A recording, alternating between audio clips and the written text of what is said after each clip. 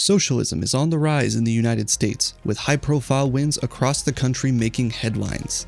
To many in the country, the sudden success seems out of left field, akin to the Tea Party movement in the early aughts. But this movement has been brewing for far longer than you may think. The Democratic Socialists of America is not a political party, but a membership organization that has ballooned in recent years to a self-reported 120,000 members, but even the official numbers reported by the city and state of New York were 92,000 in 2025. If you really want to get an idea of where this wave of socialism is coming from, you're going to need a little bit of a history lesson.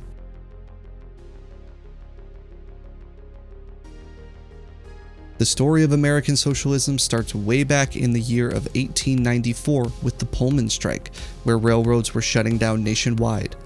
Eugene Victor Debs was the president of the American Railway Union leading the strikes when the President of the United States of America secured a court injunction to end the strikes, citing the federal government's responsibility to regulate mail delivery and interstate commerce. Debs defied the injunction and was jailed for contempt of court.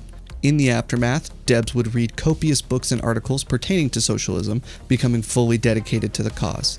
In 1897, Debs would be a founding member of the Social Democratic Party of America, which would later merge with the Socialist Labor Party of America in 1901 to form the Socialist Party of America. SPA, or SPA, grew into a mammoth of an organization compared to either of its previous iterations, with membership peaking in 1912 with roughly 113,000 members.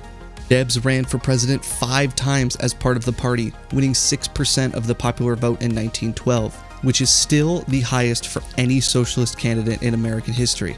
Deb would get an even higher raw vote number in the 1920 election while running from an Atlanta prison cell due to his espionage conviction after an anti-World War I speech. During this period, the SPA elected 2 members of Congress, more than 100 mayors, and over 1,000 officials in 300 cities. This peak was immediately followed by the Red Scare and McCarthyism, which forced the movement into obscurity for decades.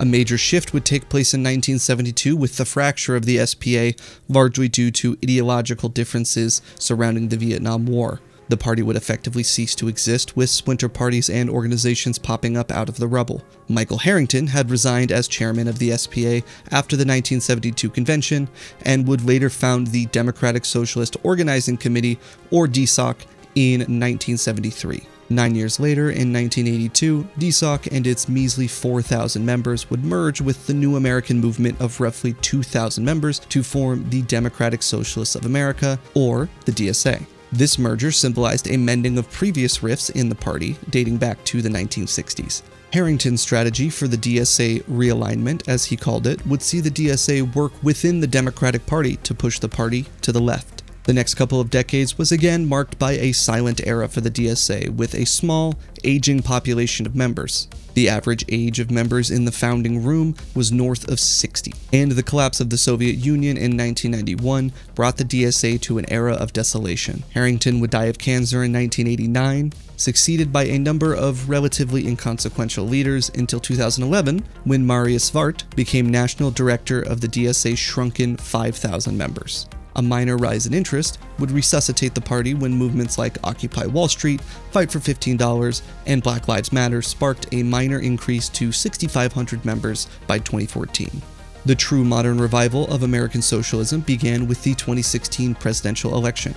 Bernie Sanders was endorsed by DSA and popularized the term Democratic Socialism in the United States. When Trump won the election, the DSA saw a surge in membership that is only comparable to the Socialist Party of America in the 1910s. DSA saw 1,000 members join the day after Trump won and peaked in 2021 at 79,000 members.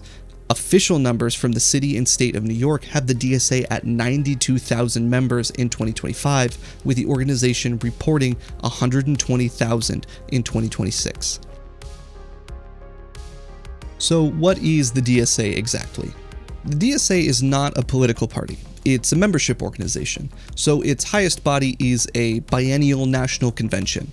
Between conventions, a 17-seat national political committee elected by delegates governs the organization. As of July 2026, it has 201 chapters and 36 organizing committees across 48 states, headquartered in New York City. New York serves as the largest chapter of the DSA, with LA and DC not far behind.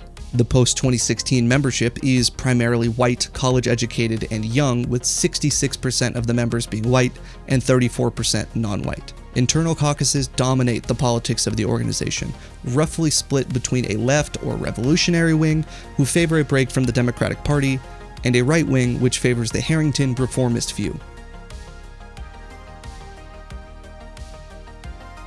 A common framing you may hear online and on television is how the Democratic Socialists of America's current surge reflects the Tea Party surge in the early aughts. It's not an unfair comparison, given the similarities in circumstance and appearance. Both are generally unknown political movements to the general population until a wave of victories make headlines, and both surges are rooted in the 2008 financial crisis. The strategies of the DSA aren't too dissimilar from the Tea Party either, with the general strategy so far being a targeted, down-ballot, primary-focused approach. Safe districts like the recent win in the deep blue Denver House of Representatives Democratic primary are the hallmark of both movements, but the differences between the DSA and the Tea Party, while outwardly subtle, may help socialism last compared to the Tea Party.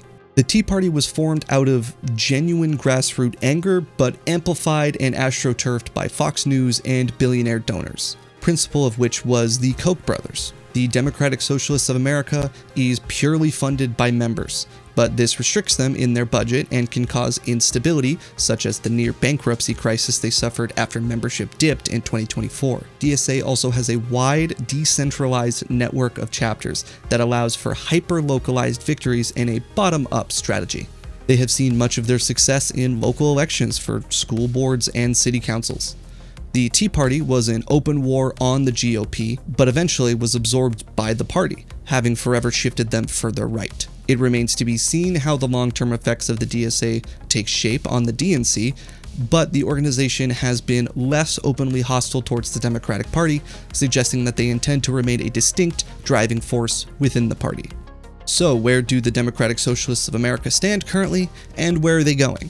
It's hard to know for sure, but let's start with now and extrapolate how that might inform possible futures. As of now, the DSA seems to be moving in the right direction if they want to stay relevant. They've previously won seats in the House with the squad of 9 House members, including AOC and Ilhan Omar, but that number has whittled down to 7, with only 2 of them being directly members of the DSA. The landmark win for the DSA has been the New York City mayoral election, where Zohran Mamdani defeated Andrew Cuomo and Curtis Sliwa. The election captured national attention, and his further endorsements of 3 House of Representative primary candidates all led to victories. More victories came out of Colorado, with a win from DSA member Malat Quiros for the House district centering around Denver. Most of the state's Democratic primaries also elected the more progressive candidate, many of whom are affiliated with the DSA, if not officially members or endorsed. The stage is set and momentum is in their favor, but the future is still uncertain for the DSA. Despite all of the recent success, the organization is yet to prove that they can win outside of their stronghold deep blue districts. New York and Colorado are as blue as they come, and the DSA needs to start winning outside of their safe districts or statewide if they want to keep the movement growing. As I see it, there are 3 possible futures for the party. Future number 1. The DSA could very well follow in the Tea Party's footsteps and be absorbed into the Democratic Party. Given the organization's distinct identity and membership base, this seems like the least likely outcome, but it's not off the table. Future number 2.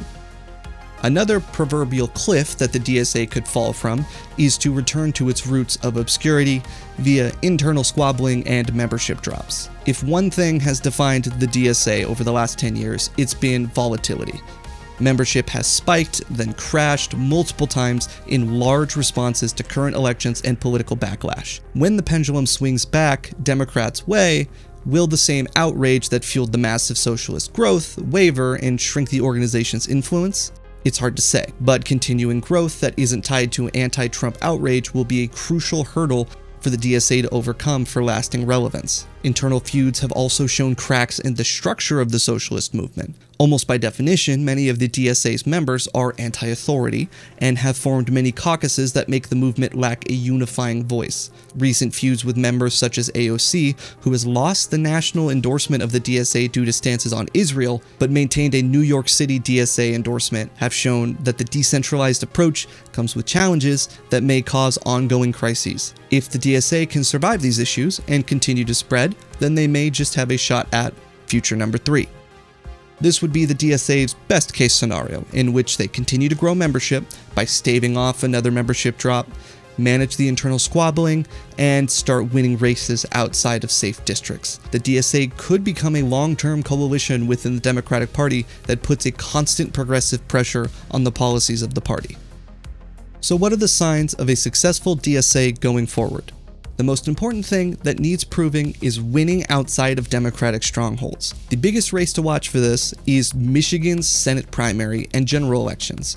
The primary is currently contested by Haley Stevens and Abdul El Sayed, with some smaller support behind Mallory McMorrow. El Sayed, while not formally endorsed by the DSA, has received an influx of organizers and volunteers from the DSA, as well as an endorsement from AOC. In recent polls as of July 8th, 2026, El Sayed appears tied or possibly narrowly leads Stevens.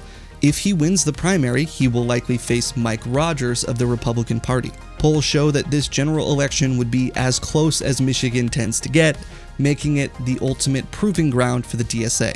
Apart from elections, there are still things you can watch for to measure the strength of the socialist movement. The benefit of the recent success of the DSA, in particular with Mamdani's election in New York, we have a concrete example of socialists in power. This is possibly the most important test, as it gives the country an example of how socialist policies can affect voters' lives.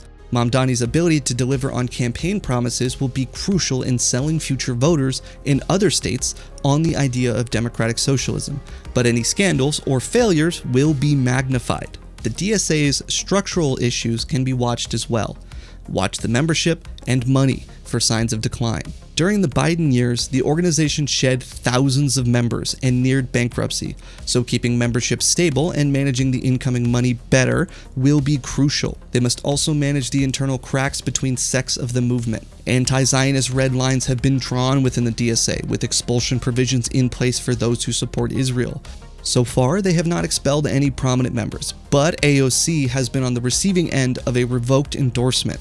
If she were to be expelled, it would drive a wedge down the middle of the movement, which could spiral the DSA into obscurity once again. This is all while the organization needs to work within the Democratic Party that is at times actively antagonistic to them. Managing this relationship will determine the effectiveness of socialist victories in elections to come, and success when governing.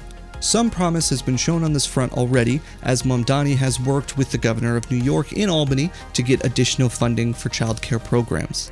It was always going to be an uphill battle for the Democratic Socialists of America because of the shape of the American two-party system. This forces the DSA to work within the existing Democratic Party to have any chance to build a nationwide coalition. So far, they have succeeded in expanding their reach, but they still have a lot to prove. They need to keep pushing forward and get more unexpected wins. If they do that, we may have more than just another Tea Party on our hands.